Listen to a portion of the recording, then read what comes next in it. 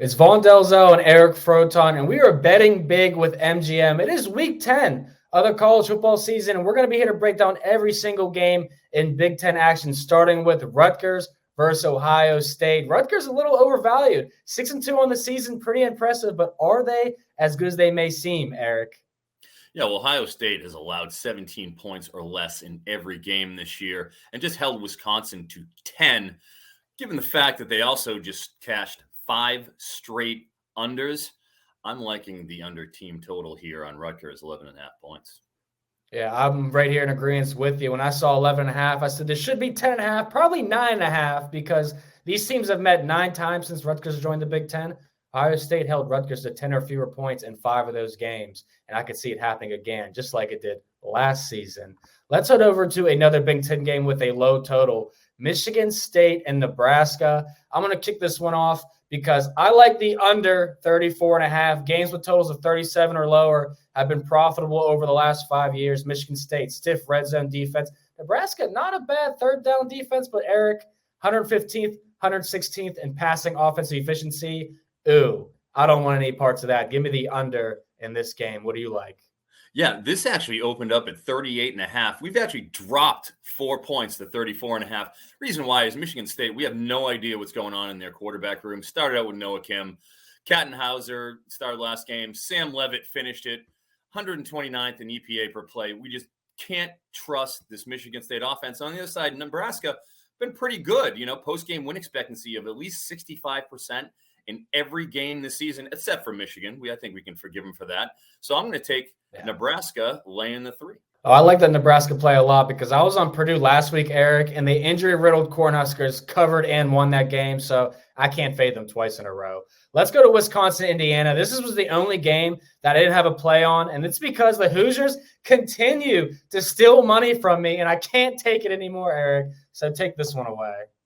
Yeah, I mean, that's a valid point. Indiana's offense, though, 4th worst in points per drive, averaging just 15 a game. And they've been overly reliant on big pass plays because their rushing offense is one of the 5 worst in the country. On the other side, Wisconsin reeling with injuries. Another team, dealing with attrition. Braden Locks of QB, both Braylon Allen and Ches Malusi, their top 2 starting running backs, are injured. They'll have to rely on Jackson Acker and their Luke Fickell-led defense that ranks 13th in EPA per play. I think this game is headed towards the under 45 points. I like that play. Hopefully someone can hit it under on Indiana because it isn't this guy, I'll tell you that. Let's go to Maryland and Penn State, probably the biggest Big Ten game of the week. And the total's at 50.5 here. I did kind of like the under because both defenses top 30 in rushing defense, third down, scoring. And Indiana fried Penn State last week. But I think this is a potential for Maryland to get the biggest Big Ten win on their resume to date and beat Penn State at home. So I'm playing the 10.5, Eric, and I'm sprinkling the money line at plus 310 odds. Let's go Terps. What do you like in this one?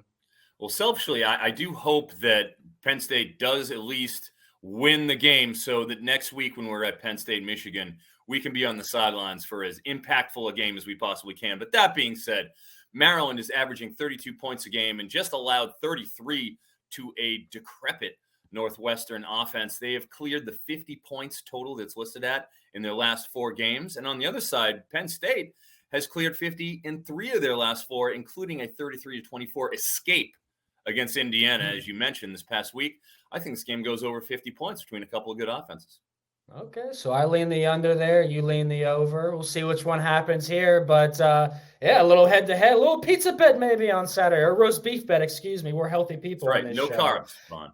That's right, baby. Let's head over to Illinois and Minnesota. This is a game that I like and got a bet on. I'm going with the Minnesota money line, Eric. Now, we talked about Illinois all last year about how great they were running the ball and on defense. This year, terrible rushing defense, ranked 88th in the country, 161 yards allowed. That's exactly what Minnesota wants to do. And they've only allowed Iowa and Northwestern to score combined 22 points in the last 2 games. At 4-1 at home on the season with its lone loss to Michigan, give me the Gophers at home against Illinois. You like that one? Are you with me here? Oh, I'm with you, my man. No arguments here. Let's go Gophs. Let's go Gophers. And let's go Iowa, Minnesota. That's a game with a lowly total, opened at 29.5, up to 31.5 at some spots. Where are you going, Eric? Man, like you said, you're opening at a 29.5 total. It pretty much says it all about these two teams, doesn't it? Even with the tick up, Iowa dead last in offensive success rate and EPA per play.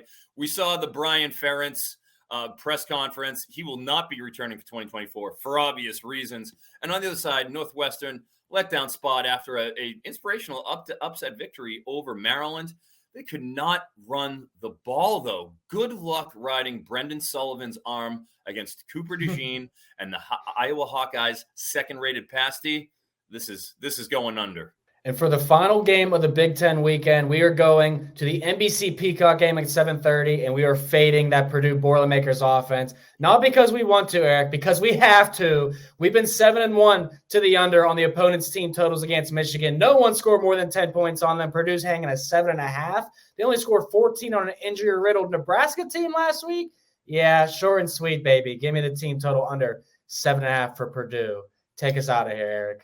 Michigan's team total, opposite under has been truly one of the true wagon plays of this season. Props to Vaughn, who has been touting that week in, week out on our Saturday live Q&A on the NBC Sports YouTube channel.